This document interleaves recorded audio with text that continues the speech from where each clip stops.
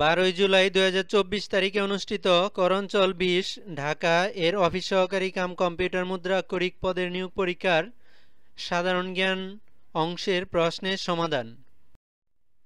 এক কথায় উত্তর লিখুন। সম্প্রতি মাননীয় প্রধানমন্ত্রী কোন দেশ সফর করেন? সম্প্রতি মাননীয় প্রধানমন্ত্রী চীন সফর করেন।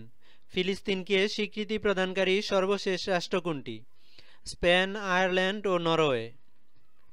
নরওয়ে, স্পেন ও আয়ারল্যান্ডের শীর্ষ নেতারা পৃথকভাবে ঘোষণা দিয়ে বলেন ফিলিস্তিনকে তাদের স্বীকৃতি 28 মে 2024 থেকে কার্যকর হবে, অর্থাৎ স্বাধীন রাষ্ট্র হিসাবে তারা স্বীকৃতি দিয়েছে।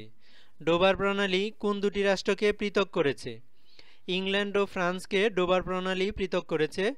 এটি ইংলিশ চ্যানেল তথা আটলান্টিক সাগরের সাথে উত্তর সাগরের সংযোগ সাধন করেছে। মাদাগাস্কার কোন মহাদেশে অবস্থিত? মাদাগাস্কার আফ্রিকা মহাদেশে অবস্থিত। এটি একটি দ্বীপরাষ্ট্র, আফ্রিকার দক্ষিণ পূর্ব উপকূলে অবস্থিত। এটি বিশ্বের চতুর্থ বৃহত্তম দ্বীপ, দ্বিতীয় বৃহত্তম দ্বীপ দেশ এবং বিশ্বের 46তম বৃহত্তম দেশ। এর রাজধানী এবং বৃহত্তম শহর হচ্ছে Antananarivo. Give me good mother, I will give you good nation উক্তিটি কার? এই বিখ্যাত উক্তিটি হচ্ছে নেপোলিয়ান বোনাপার্টে। আয়তনে ক্ষুদ্রতম দেশ কোন জাতিসংঘের সদস্য? জাতিসংঘের সদস্যভুক্ত আয়তনে ক্ষুদ্রতম দেশ হচ্ছে মোনাকো। CEDAW এর পূর্ণরূপ কি? CEDAW এর পূর্ণরূপ হচ্ছে convention on the elimination of all form of discrimination against women. CEDAW হলো নারী অধিকারের একটি দলিল। এ দলিলটি জাতিসংঘের সাধারণ পরিষদে 18 ডিসেম্বর 1979 সালে গৃহীত হয়। এশিয়ান কন্টিগিয়ন কি?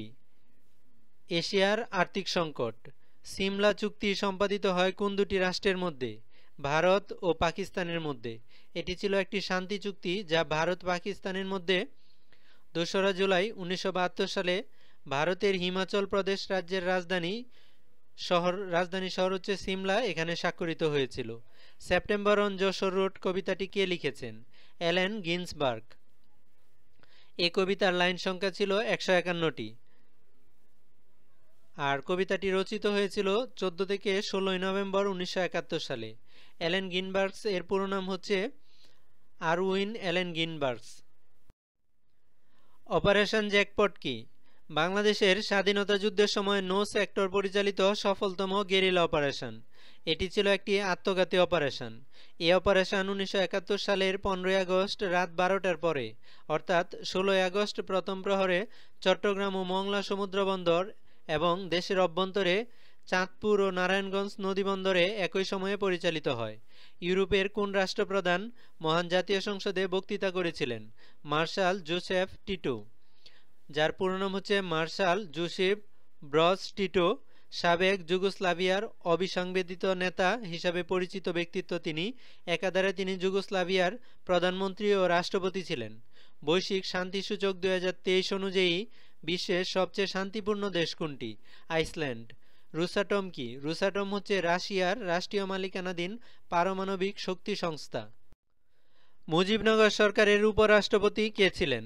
সৈয়দ নজরুল ইসলাম। 1971 সালের 10 এপ্রিল আওয়ামী লীগ সভাপতি বঙ্গবন্ধু শেখ মুজিবুর রহমানকে রাষ্ট্রপতি, সৈয়দ নজরুল ইসলামকে উপরাষ্ট্রপতি, যিনি বঙ্গবন্ধুর অনুপস্থিতিতে ভারপ্রাপ্ত রাষ্ট্রপতি দায়িত্ব পালন করেন, এবং তাজউদ্দিন আহমেদকে প্রধানমন্ত্রী করে যে সরকার গঠিত হয় তাই ছিল প্রথম বাংলাদেশ সরকার, যা মুজিবনগর সরকার নামে পরিচিত হয়।